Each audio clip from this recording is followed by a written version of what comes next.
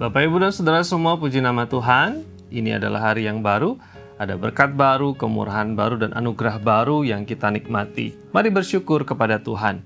Dan sebelum terlebih jauh, mari kita bersama-sama membawa pikiran kita sejenak untuk merenungkan firman Tuhan. Berkaitan dengan peristiwa Pentakosta yang kita peringati hari Minggu yang lalu, saya ingin mengajak kita semua untuk mendengarkan, merenungkan satu kebenaran berkaitan dengan bagaimana interrelasi kita sesama anggota tubuh Kristus, sesama gereja.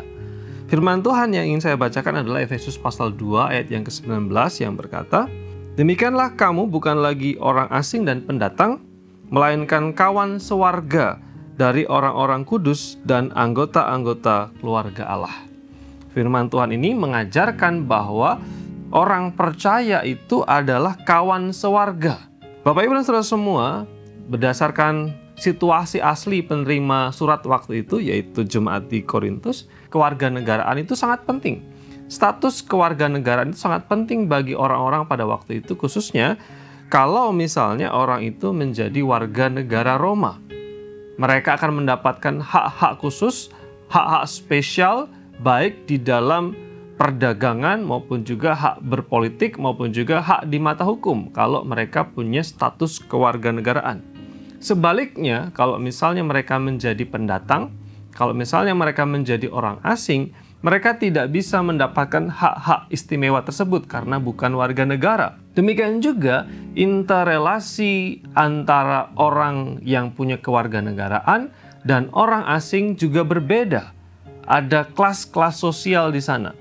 Tidak perlu jauh-jauh, misalnya kalau kita tinggal di negara lain, maka kita tidak bisa tinggal seenaknya.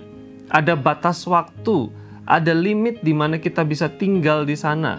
Kemudian perlu dokumen khusus, perlu visa khusus, lalu kemudian kita diperlakukan khusus. Di Indonesia saja, kalau misalnya orang asing datang, maka ingin berkunjung kepada sebuah objek wisata, tiketnya sudah berbeda, perlakuannya berbeda. Orang lokal, orang asli, orang warga negara mungkin hanya membayar tiket 25.000, tapi kalau orang asing bisa 150.000 atau lebih. Perbedaan itu ada. Nah, firman Tuhan katakan bahwa kita adalah kawan sewarga, artinya kita punya kewarganegaraan yang bukan dalam situasi atau teritori atau negara tertentu, tapi warga negara kita adalah warga negara surga, dan setiap gereja punya status yang sama. Setiap orang percaya punya status kewarganegaraan yang sama. Artinya kita punya hak, kita mendapatkan keistimewaan yang sama, kita juga punya cita-cita yang sama, tetapi juga status kewarganegaraan yang sama. Ini membawa implikasi bahwa kita perlu saling memperhatikan. Dunia ini dalam teks yang lain dikatakan kita sebagai pendatang, kita sebagai perantau, sementara kewarganegaraan kita adalah di surga. Sehingga sebagai sesama anggota warga negara surga, kita harus saling tolong-menolong, bantu-membantu, saling memperhatikan. Bayangkan Bapak Ibu menjadi pendatang dan orang asing, lalu kemudian ketemu orang satu negara dengan kita, itu luar biasa. Pengalaman saya ketika tinggal di Filipina, saya orang Indonesia tinggal di negara lain, lalu kemudian saya tahu ada satu keluarga yang adalah orang Filipina yang berkuliah di tempat yang sama, saya sangat senang.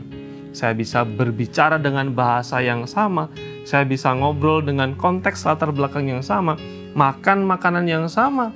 Suatu ketika saya diundang untuk makan gado-gado, istimewa. Kenapa? Karena kita kawan sewarga. Bayangkan seandainya interrelasi itu ada di dalam konteks bergereja. Saling peduli, saling memperhatikan karena kita punya kesamaan. Satu perjuangan, satu nilai, satu visi, satu tujuan ke depan, yaitu rumah abadi di surga. Biarlah kebenaran ini menolong kita terus untuk bertumbuh sebagai gereja, saling menopang dan saling menguatkan. Mari kita berdoa. Bapa Surgawi, terima kasih untuk anugerah dan kasih setiamu. Kami bersyukur karena Tuhan memberikan nasihat firman Tuhan di pagi hari ini. Biarlah nasihat-Mu menolong kami untuk terus berjalan di dalam kehendak dan kemurahan Tuhan. Dalam nama Yesus kami berdoa. Amin.